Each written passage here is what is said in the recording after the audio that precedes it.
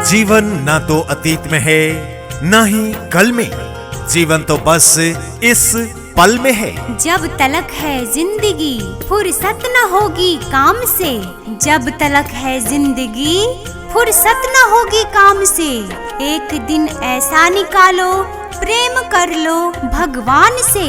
जी हाँ श्रद्धालु भक्तगण, अपार हर्ष के साथ सूचित किया जाता है कि राम जानकी ठाकुरवारी मंदिर के निकट उदयपुर, थाना सराय रंजन, जिला समस्तीपुर, बिहार में परम पूज्य डॉक्टर अनिरुद्धाचार्य जी महाराज द्वारा श्रीमद् भागवत कथा का भव्य और दिव्य आयोजन दिनांक 5 अक्टूबर से 11 अक्टूबर 2024 तक होने जा रहा है।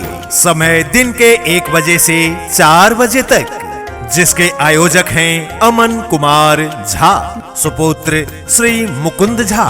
अतः आप तमाम धर्मानुरागी सज्जन वृंद से आग्रह संग निवेदन है कि इस महान धार्मिक आयोजन में सब परिवार पधार कर पुण्य के भागी बने और जीवन सफल बनावे। निवेदक समस्त उदयपुर ग्रामवासी। जी हाँ श्रद्धालु भक्तगण, प्रिय स्नेही आत्मीय जन, परमाराध्य